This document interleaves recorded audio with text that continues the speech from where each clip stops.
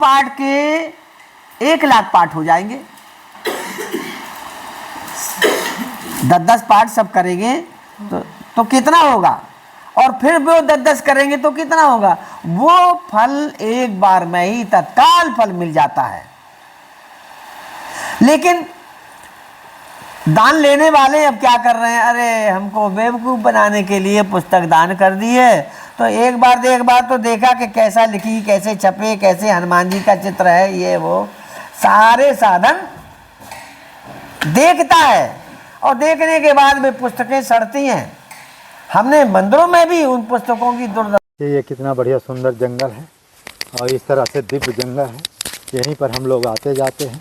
ये मंदाकिनी का देखिए सीता कुंड, वो अमृत कुंड का जल है, और आप लोग बड़े भाग्यशाली हैं कि देखिए चारों तरफ जंगल ही जंगल है।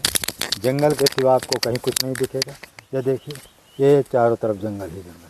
तो महात्मा हमारे देखिए खड़े हुए हैं, और इधर देखिए ये मंदाकिनी का जो है ये जल है। इस तरह से संत लोग इस चित्रकूट धाम में रहते हैं और तपस्या करते, साधना करते हैं जंगल में। इनकी सेवा से अनंत गुना फल होता है। और 14 तारीख 14-15 तारीख जो हमारे यहाँ भंडारा है, उसमें भी सभी लोग आप आमंत्रित हैं, और आपको बहुत बहुत धन्यवाद। जय श्री राम, जय श्री राम, जय।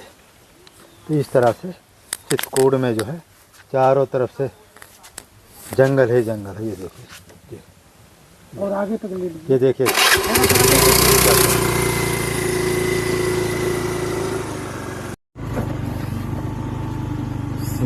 सीताराम चरण रति मोरे, अनुदिन बढ़ाओ अनुग्रह तोरे।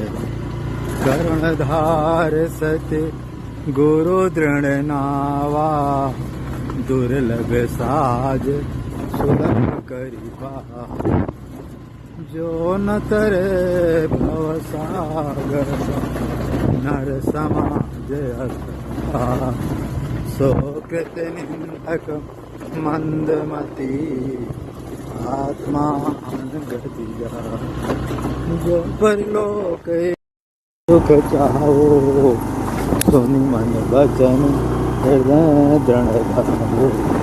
इस वीडियो को लाइक करें, शेयर करें, सब्सक्राइब करें, और जंगल के संतों की सेवा करें। जय श्री राम, जय श्री राम। इसके बारे में आपका क्या मत है? हाँ, यही मैं सोच भी रहा था कि आप ऐसा प्रश्न करें तो मैं इससे संबंधित उत्तर दूं। हमारे चतुर्युगी में सतयुग, त्रेता, द्वापर, कलयुग, इन सब में अलग अलग जीवात्मा का प्रभाव है। जैसे सतयुग में अल्प मृत्यु नहीं कबनु पीरा। अल्प मृत्यु और किसी भी प्रकार की मृत्यु जीव के अधीन रहती थी, और वो अधीनता जीव की, जब वो चाहे कि हमें अब भगवान का दर्शन चाहिए, तत्काल उसी समय दर्शन होता था। लेकिन वो अपने तपोबल को एकत्रित करते रहते थे, और वो तपस्या का जो एकत्रीकरण है, जब उससे वो तृप्त हो जाते थे, तब कहते थे अब तो भगवान का हमें दर्शन होना ही चाहिए। वो तत्काल होता था। त्रेता में बड़े बड़े यज्ञ जप तप करने के पश्चात ही भगवान दर्शन देते थे, और द्वापर में बहुत जप तप करना पड़ता था। तब मिल भी गए और नहीं भी मिले तो अगले जन्म में भी मिले, क्योंकि हमारे जन्म में, हमारे सनातन धर्म में पुनर्जन्म की प्रक्रिया स्वीकार है। हमारे यहाँ पुनर्जन्म होता है, तो हमारे जो अवशिष्ट कर्म हैं वे हमारे अगले जन्म तक चले जाते हैं। तो ये कलयुग समयुग आन नहीं, जो नर कर विश्वास। गाय राम गुण गण विमल भवतर बने प्रयास। और युगों की बात छोड़िए, इस युग को इतना सर्वश्रेष्ठ बतलाया गया है कि बहुत करो तो 3 दिन में भी भगवान आपको मिल सकते हैं। अब 3 दिन का साधन क्या है? कोई साधन की, संसारी कोई साधन की आवश्यकता नहीं। पहले जल पी करके पहले दिन रहे, दूसरे दिन वायु पी करके रहे, और तीसरे दिन अपने मन का जो तार है वो ईश्वर में इतना लगाए कि उसे न तन की खबर रहे, न धन की रहे, न संसार की रहे, न संसार में जैसे प्रेमी तमाम प्रकार के बतलाए गए वे एक भी तरह का प्रेमी हमारे मस्तिष्क में न हो, और केवल ईश्वर का चिंतन, ईश्वर का ध्यान, और ईश्वर की काल्पनिक मूर्ति भी हो। काल्पनिक मूर्ति क्यों कहा? इसलिए कि वो काल्पनिक मूर्ति ही हमारी मन की जो इच्छा है उस रूप में हमें दिखाई देता है। आपने देखा हो जैसे गाय के अंदर संपूर्ण देवी देवता स्थापित हैं, तो गाय को देख करके ही तृप्ति हो जाती है। धर्म का रूप जो बैल है, सांड है, उसको देखने से भी हमें ईश्वर की तृप्ति होती है। और अगर हम अन्य कोई रूप चाहते हैं, जैसे ये जो भगवान बनाए गए, क्या ऐसा ही भगवान है? मैं तो ऐसा भगवान नहीं समझता, क्योंकि ये हमारा या हमारे जैसे किसी चित्रकार, कलाकार का बनाया हुआ है। अगर उससे अच्छा कोई होगा तो इससे भी अच्छा बनाएगा, उससे खराब होगा तो खराब बनाएगा। लेकिन वो हमारे ध्यान तंत्र को संबंधित, मतलब जोड़ने के लिए, ये हमारे लिए प्रेरणा स्रोत है कि इस प्रकार की आप हृदय में कल्पना करेंगे तो इसी प्रकार के ईश्वर का दर्शन होगा। मतलब हमारा कहने का ये है कि जैसी आपकी भावना होगी वैसे ही आपको प्राप्ति होगी। भगवान कच्छप अवतार में भी है, कछुआ के रूप में, जो 14 रत्न ने गाय के रूप में भी है, लक्ष्मी के रूप में भी है। और आजकल जो लोग जो है, हम किसी का नाम लेके नहीं कहेंगे, मदिरा रूप में भी स्वीकार कर रहे हैं। तो वे मदिरा पी रहे हैं इसलिए वो राक्षस बन रहे। वो उस बात को नहीं समझ रहे कि वे तो कह रहे हैं हमारे में, हमें तो इसी में ही ईश्वर दिखाई देता है और उसी में ही वो विलुप्त हो रहे हैं, लेकिन उससे वो अधोगति को प्राप्त हो रहे हैं। अब ये हमारी जो क्षुधा पूर्ति, शरीर के जो साधन है जीवित रहने के लिए, वो साधन अगर कोई भी संत महात्मा ढूंढता है तो उसमें 2-4 घंटे तो लगेंगे। पहले क्या था और अभी भी है, इस आपके जंगल में कुछ पेड़ ऐसे हैं जिनकी पत्तियों को खा करके आप पुष्ट रहेंगे, जीव आपका परेशान नहीं रहेगा, दुखी नहीं रहेगा और आप जीवित रहेंगे। लेकिन जो इन चीज़ों को नहीं जानते वे इस साधन धाम वाली बात, ये साधन और धाम, ये साधन धाम मोक्ष कर द्वारा कलयुगे अन्नमय प्राणा, कलयुग में अन्न ही प्राण स्वरूप है। तो इसको धारण करने के लिए हमें कई प्रकार के साधन बनाने पड़ते हैं। उन साधनों को बनाने में हमारा जो व्यर्थ समय जाता है, क्योंकि उस समय में हम साधना विहीन रहते हैं, तो उस साधन के ध्यान से हटाने के लिए हमारे जो धर्मात्मा, धर्मादा, दान देने वाले, साधन लगाने वाले जो हैं, वो भी आपके तपोबल में हिस्सेदार बन जाते हैं। और मैं तो ये कहता हूँ, मैंने स्वामी महर्षि महेश योगी के सिद्धांत के आधार पर महर्षि योगी ने यहाँ तक तौल करके विदेशी लोगों को दे दिया कि इतना धन आप खर्च करके इतना साधन बनाओ तो तुम्हें इतना धर्म प्राप्त हो जाएगा। उन्होंने इतना ही बात कही। मैं भी आपको थोड़ी सी उन्हीं की बात को रूपांतरित करते हुए कहता हूँ कि जो एक हनुमान चालीसा को दान कर रहा है, देखिए बड़े गौर से, और इसका जो भी पाठ करेगा उसके 100 पाठ करने के बाद 10 पाठ का फल दानदाता को मिल जाएगा। मेरी तरफ से ये जमानत है। अगर किसी ने 100 पुस्तकें दान की तो वो 100 पाठ के 1 लाख पाठ हो जाएंगे। 10-10 पाठ सब करेंगे तो कितना होगा, और फिर वो 10-10 करेंगे तो कितना होगा। वो फल एक बार में ही तत्काल फल मिल जाता है। लेकिन दान लेने वाले अब क्या कर रहे हैं, अरे हमको बेवकूफ़ बनाने के लिए पुस्तक दान कर दी है, तो एक बार तो देखा कि कैसा लिखी, कैसे छपे, कैसे हनुमान जी का चित्र है, ये वो सारे साधन देखता है, और देखने के बाद में पुस्तकें सड़ती हैं। हमने मंदिरों में भी उन पुस्तकों की दुर्दशा देखी। उस पुस्तक पर भी कवर भी नहीं चढ़ाते कि जो कुछ दिनों तक ज़्यादा चले। महाराज जी आज हमारे नारद बहुत अच्छे। महाराज ये दान की महिमा क्या, कार्तिक महीने में जो दान दिया जाता है उसकी क्या महिमा है? येन केन विधि दीने दान करे कल्याण।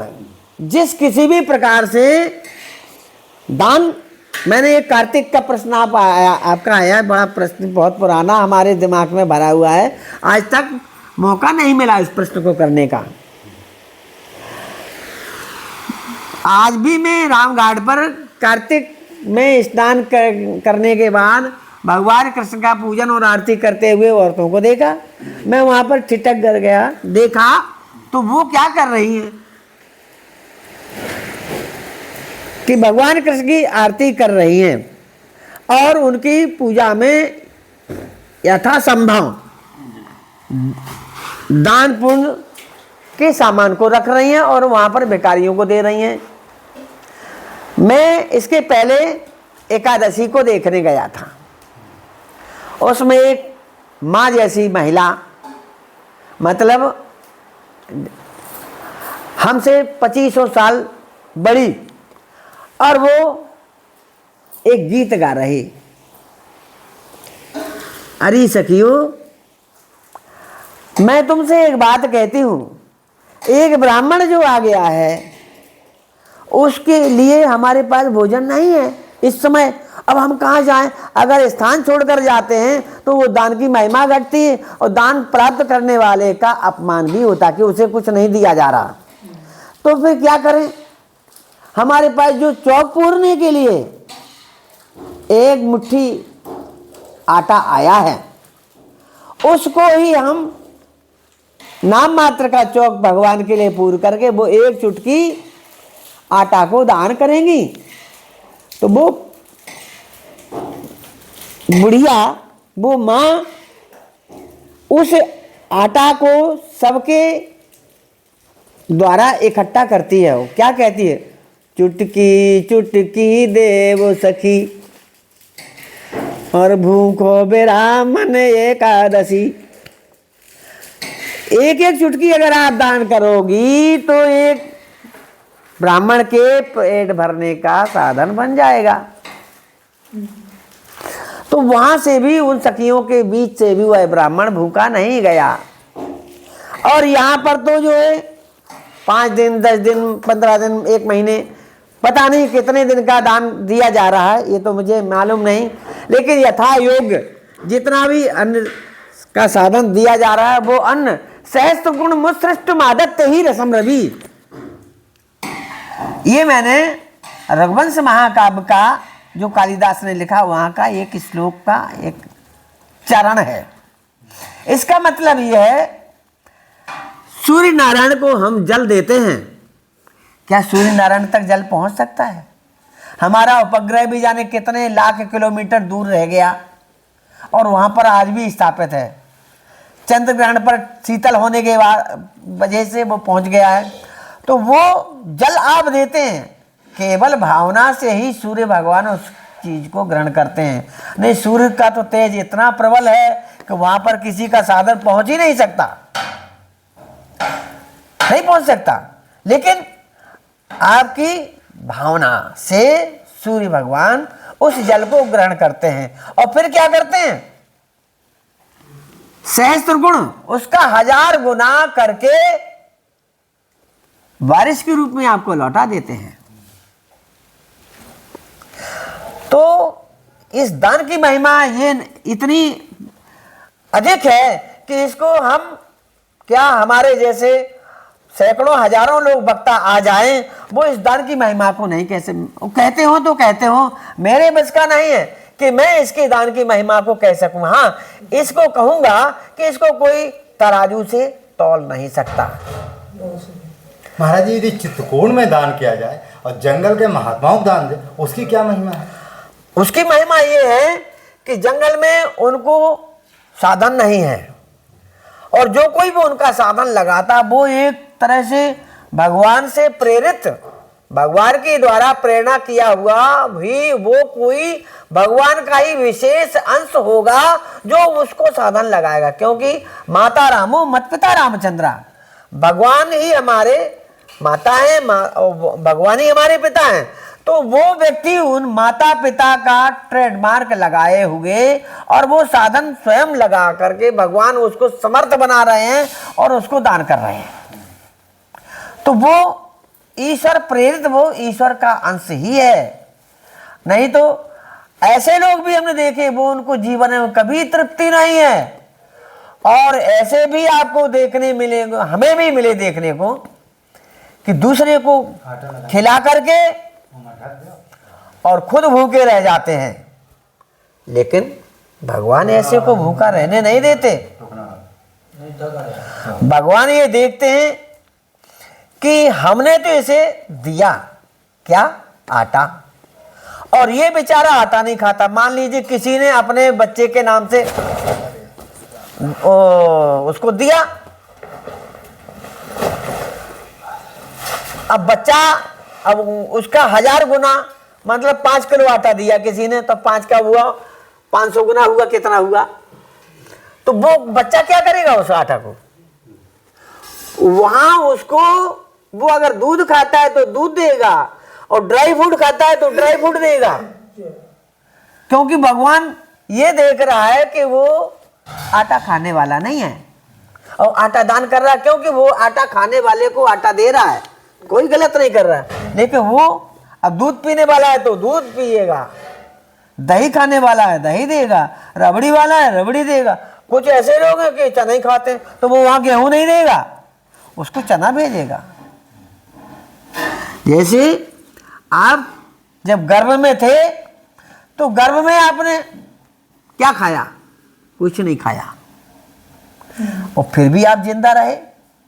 तो वहां पर कुछ नियम है, वो नियम मुझे मालूम नहीं है। स्त्रियों को जो गर्भवती होती हैं उनके लिए नियम बनाती हैं कि तुम्हें अब ये खाना चाहिए, वो खाना चाहिए, इससे आपके अंदर का जो बालक है वो पुष्ट रहे, जीवित रहे, स्वस्थ रहे, इसके लिए ये खाइए वो खाइए, उसकी निर्धारित है। जबकि उसमें गर्भ से अतिरिक्त, गर्भ से अलग उस स्त्री की रुचि कुछ और भी हो सकती है। अब जैसे मान लीजिए वो कोई कड़वी मिर्च खाने वाला हो, तो वो मिर्च अगर खा ले तो उस मिर्च से उस बच्चे को तकलीफ होगी, इसलिए वो कहती है मिर्च का सेवन मत करो। तो जिसको जो चाहिए भगवान उसे ही देंगे। अब उसने भले उसमें 1000 रुपया खर्चा किया हो तो उसे रुपया अगर चाहिए तो रुपया देंगे। 1000 गुना का कितना होता हो भगवान जाने, 1000 का 1000 गुना मुझे नहीं मालूम। हाँ, इसमें कौन गणित लगाने के चक्कर में पड़े। और अगर वो कोई अपने साधन चाहता है तो मेरी मन की धारणा ये है कि उसे वही चीज तथास्तु प्राप्त होगी। क्योंकि हम गलती कर सकते हैं, मोनी जी गलती कर सकते हैं, कोई भी गलती कर सकता है, लेकिन ईश्वर तो गलती नहीं करेगा। वो तो आपको आपकी योग्यता के अनुसार, आपकी इच्छा के अनुसार, आपके लक्ष्य के अनुसार, आपके संकल्प के अनुसार, यादृशी भावना यशो सिद्धि भवति तादृशी, आप जैसी भावना बना करके दान दे रहे हैं वही आपको प्राप्त होगा। महाराज इसका अर्थ क्या, ये नहीं